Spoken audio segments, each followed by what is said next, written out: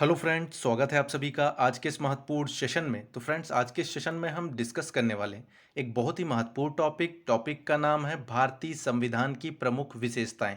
तो फ्रेंड्स, ये टॉपिक इतना ज़्यादा इंपॉर्टेंट है कि लगातार इससे परीक्षा में प्रश्न पूछे ही जाते हैं। तो फ्रेंड्स, अगर आज का हमारा ये वीडियो आप सभी को पसंद आता है तो वीडियो को लाइक और चैनल को सब्सक्राइब करके बेल आइकन जरूर प्रेस कर लें, ताकि आने वाली सभी महत्वपूर्ण वीडियोज़ का नोटिफिकेशन आप सभी को मिलती रहे। तो चलिए फ्रेंड्स, आज का पहला प्रश्न शुरू करते हैं। तो आज का पहला प्रश्न है, भारतीय संविधान के अंतर्गत मूल अधिकारों का संरक्षक कौन है? तो भारतीय संविधान के अंतर्गत मूल अधिकारों का संरक्षक कौन होता है? तो इसका राइट आंसर होगा ऑप्शन नंबर सी, न्यायपालिका होता है। ये आप सभी को ध्यान में रखना है। तो जितने भी लोगों का जवाब यहां पे ऑप्शन नंबर सी है, उन सभी का जवाब यहां पे सही है।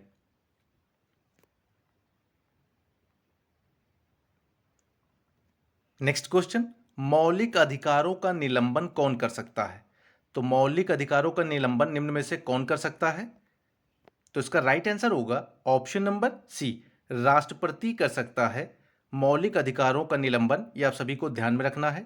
तो जितने भी लोगों का जवाब यहाँ पे ऑप्शन नंबर सी आ रहा है, उन सभी का जवाब यहाँ पे सही है।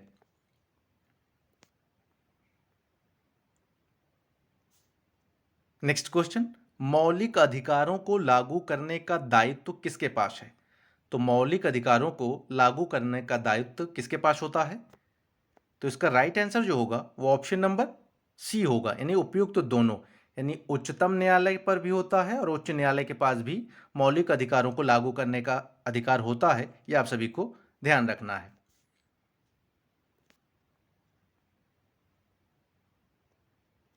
नेक्स्ट क्वेश्चन, भारतीय संविधान में न्यायालय में कौन परिवर्तनीय है?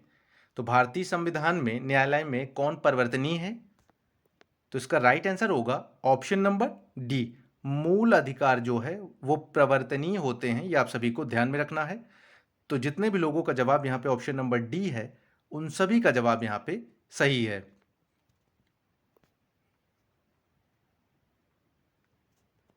नेक्स्ट क्वेश्चन, मूल अधिकारों को सर्वप्रथम किस देश में संवैधानिक मान्यता प्रदान की गई? तो मूल अधिकारों को सर्वप्रथम किस देश में संवैधानिक मान्यता प्रदान की गई थी?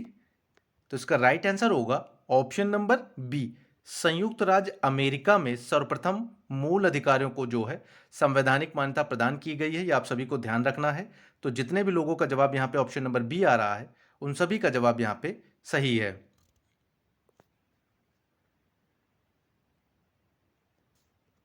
नेक्स्ट क्वेश्चन, भारतीय संविधान के किन अनुच्छेदों में नागरिकता संबंधी प्रावधान किए गए हैं?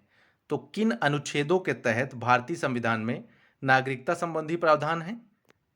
तो इसका राइट आंसर होगा ऑप्शन नंबर बी, अनुच्छेद 5 से 11 में भारतीय संविधान द्वारा नागरिकता संबंधी प्रावधान दिए गए हैं। ये आप सभी को ध्यान में रखना है। तो जितने भी लोगों का जवाब यहाँ पे ऑप्शन नंबर बी है, उन सभी का जवाब यहाँ पे सही है।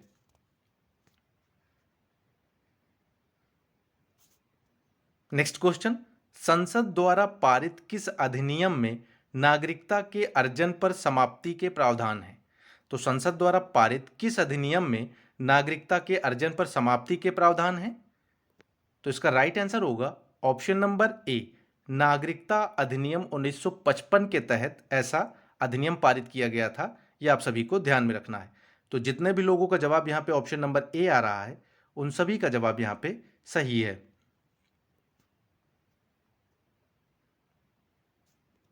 नेक्स्ट क्वेश्चन, भारतीय संविधान भारत का वर्णन किस रूप में करता है? तो भारतीय संविधान भारत का वर्णन किस रूप में करता है? तो इसका राइट आंसर होगा ऑप्शन नंबर ए, राज्यों का संघ के रूप में वर्णन करता है। यह आप सभी को ध्यान रखना है। तो जितने भी लोगों का जवाब यहाँ पे ऑप्शन नंबर ए है, उन सभी का जवाब यहाँ पे सही है।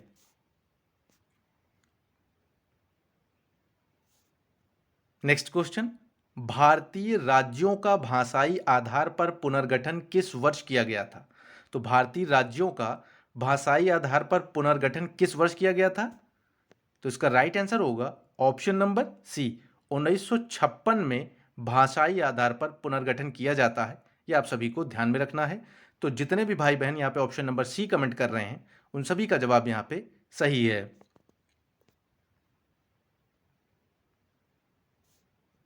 नेक्स्ट क्वेश्चन, सिक्किम भारत का 22वां राज्य किस संशोधन के द्वारा बना?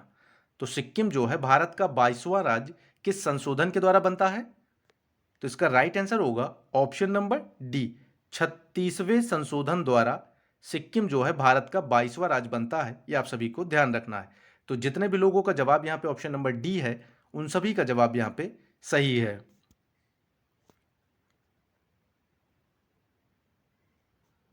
नेक्स्ट क्वेश्चन, 6 से 14 वर्ष की आयु के सभी बच्चों यानी शिशुओं को शिक्षा का अधिकार प्राप्त करना किसमें शामिल है? तो किसमें शामिल है? तो इसका राइट आंसर हो जाएगा ऑप्शन नंबर बी, मूल अधिकार में सम्मिलित है। यह आप सभी को ध्यान में रखना है। तो जितने भी लोगों का जवाब यहाँ पे ऑप्शन नंबर बी है, उन सभी का जवाब सही है।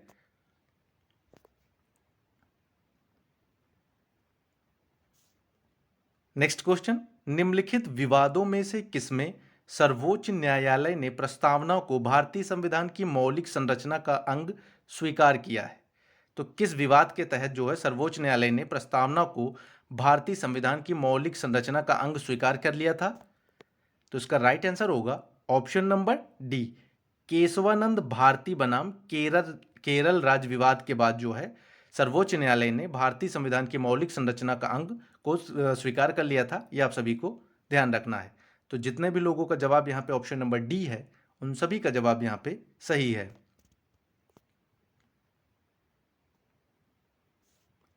नेक्स्ट क्वेश्चन, भारतीय संविधान को सहकारी संघवाद किसने कहा था?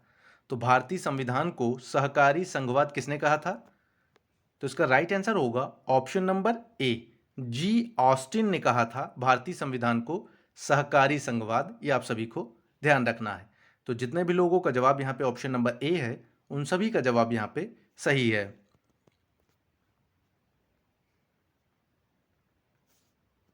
नेक्स्ट क्वेश्चन, संविधान के निम्नांकित में से किस प्रावधान के अंतर्गत भारतीय संसद को नया राज्य बनाने का अधिकार है? तो संविधान के निम्नलिखित में से किस प्रावधान के अंतर्गत भारतीय संसद को नया राज्य बनाने का अधिकार है? तो इसका राइट आंसर होगा ऑप्शन नंबर सी, अनुच्छेद 3 के तहत। यह आप सभी को ध्यान रखना है। तो जितने भी भाई बहन यहाँ पे ऑप्शन नंबर सी जवाब दे रहे हैं, उन सभी का जवाब यहाँ पे सही है। नेक्स्ट क्वेश्चन, भारत एक गणतंत्र है, इसका अर्थ क्या है? तो भारत एक गणतंत्र है, इसका अर्थ निम्न में से क्या है?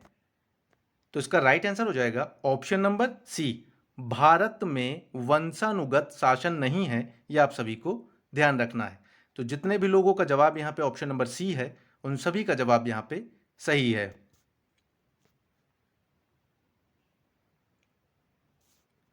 नेक्स्ट क्वेश्चन, भारतीय संविधान में मौलिक अधिकारों की संख्या उल्लेखित है। तो भारतीय संविधान में मौलिक अधिकारों की संख्या कितनी है? तो इसका राइट आंसर होगा ऑप्शन नंबर सी, 7 है। यह आप सभी को ध्यान रखना है।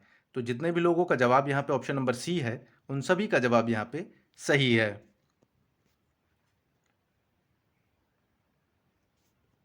नेक्स्ट क्वेश्चन, भारतीय संविधान के अंतर्गत मौलिक अधिकारों को लागू कराने का उत्तरदायित्व किसके पास होता है? तो भारतीय संविधान के अंतर्गत मौलिक अधिकारों को लागू कराने का उत्तरदायित्व किसके पास होता है? तो इसका राइट आंसर होगा ऑप्शन नंबर डी, ए और बी दोनों के पास, मतलब उच्च न्यायालयों के पास और सर्वोच्च न्यायालय दोनों के पास जो है भारतीय संविधान के अंतर्गत मौलिक अधिकारों को लागू कराने का उत्तरदायित्व होता है। यह आप सभी को ध्यान रखना है। तो जितने भी लोगों का जवाब यहाँ पे ऑप्शन नंबर डी है, उन सभी का जवाब यहाँ पे सही है।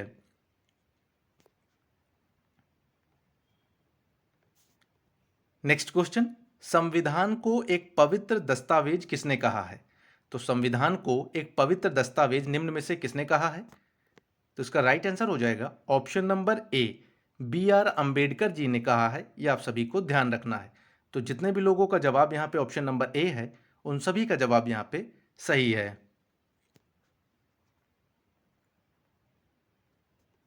नेक्स्ट क्वेश्चन, निम्नलिखित विवादों में से किसमें सर्वोच्च न्यायालय ने प्रस्तावना को भारतीय संविधान की मौलिक संरचना का भाग स्वीकार किया? तो किस विवाद के बाद? तो इसका राइट आंसर हो जाएगा option number D, Kesavananda Bharati विवाद के तहत जो है सर्वोच्च न्यायालय ने प्रस्तावना को भारतीय संविधान की मौलिक संरचना का भाग स्वीकार कर लिया था। यह आप सभी को ध्यान में रखना है। तो जितने भी लोगों का जवाब यहाँ पे ऑप्शन नंबर डी है, उन सभी का जवाब यहाँ पे सही है।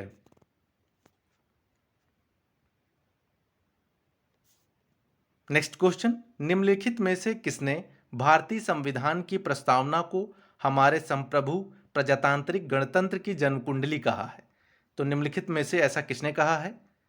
तो इसका राइट आंसर हो जाएगा ऑप्शन नंबर बी, के एम मुंशी जी ने ऐसा कहा है। यह आप सभी को ध्यान रखना है। तो जितने भी भाई बहन यहाँ पे ऑप्शन नंबर बी जवाब दे रहे हैं, उन सभी का जवाब यहाँ पे सही है।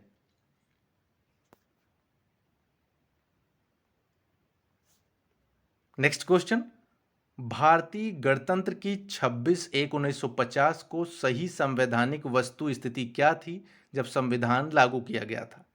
तो इसका राइट आंसर जो होगा वो ऑप्शन नंबर बी होगा, यानी कि संपूर्ण प्रभुत्व संपन्न लोकतंत्रात्मक गणराज्य। तो जितने भी लोगों का जवाब यहाँ पे ऑप्शन नंबर बी है, उन सभी का जवाब यहाँ पे सही है।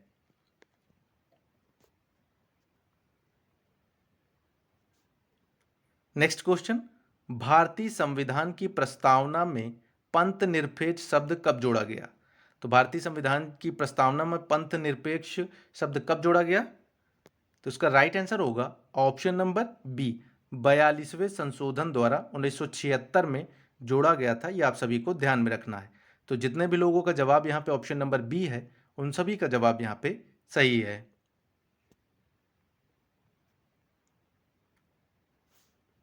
नेक्स्ट क्वेश्चन, संविधान में हमारे राष्ट्र का उल्लेख किन नामों से किया गया है? तो संविधान में हमारे राष्ट्र का उल्लेख किन नामों से किया गया है? तो इसका राइट आंसर जो होगा वो ऑप्शन नंबर डी होगा, भारत तथा इंडिया के नाम से जो है उल्लेखित किया गया है। ये आप सभी को ध्यान रखना है। तो जितने भी भाई बहन यहाँ पे ऑप्शन नंबर डी जवाब दे रहे हैं, उन सभी का जवाब यहाँ पे सही है।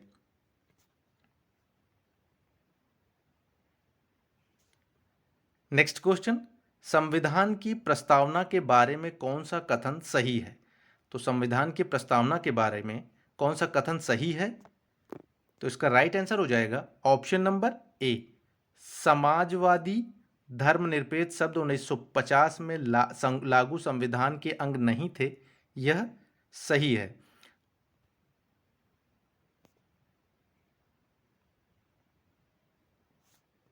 नेक्स्ट क्वेश्चन, भारत के संविधान के उद्देश्यों में से एक के रूप में आर्थिक न्याय का किसमें उपबंध किया गया है? तो किसमें उपबंध किया गया है? तो इसका राइट आंसर हो जाएगा ऑप्शन नंबर सी, उद्देशिका और राज्य की नीति निदेशक तत्व में उपबंध किया गया है। यह आप सभी को ध्यान रखना है। तो जितने भी लोगों का जवाब यहाँ पे ऑप्शन नंबर सी है, उन सभी का जवाब यहाँ पे सही है।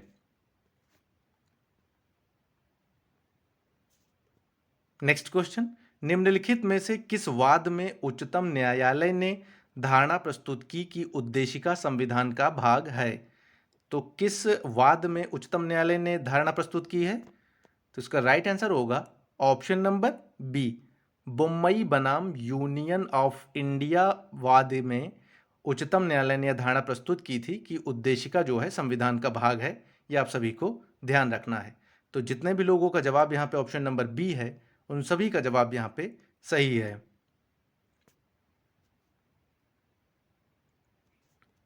नेक्स्ट क्वेश्चन, स्वतंत्रता, समानता और बंधुत्व के सिद्धांतों को किस देश के संविधान से अपनाया गया था? तो स्वतंत्रता, समानता और बंधुत्व के सिद्धांतों को किस देश के संविधान से अपनाया गया था? तो इसका राइट आंसर होगा ऑप्शन नंबर बी, फ्रांस के संविधान से अपनाया गया था। यह आप सभी को ध्यान रखना है।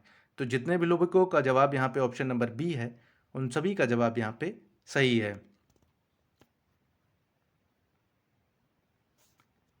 नेक्स्ट क्वेश्चन, भारतीय संविधान ने एकल नागरिकता और सरकार की संसदीय प्रणाली की विशेषता किस देश के संविधान से ली है? तो किस देश के संविधान से ली है? तो इसका राइट आंसर हो जाएगा option number D, United Kingdom के संविधान से ली गई है। यह आप सभी को ध्यान में रखना है। तो जितने भी लोगों का जवाब यहाँ पे ऑप्शन नंबर डी है, उन सभी का जवाब यहाँ पे सही है।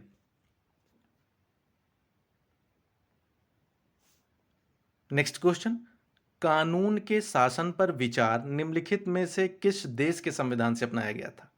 तो कानून के शासन पर विचार निम्नलिखित में से किस देश के संविधान से अपनाया गया था? तो इसका राइट आंसर हो जाएगा option number C, United Kingdom के संविधान से अपनाया गया था। यह आप सभी को ध्यान में रखना है। तो जितने भी भाई बहन यहाँ पे ऑप्शन नंबर सी जवाब दे रहे हैं, उन सभी का जवाब यहाँ पे सही है।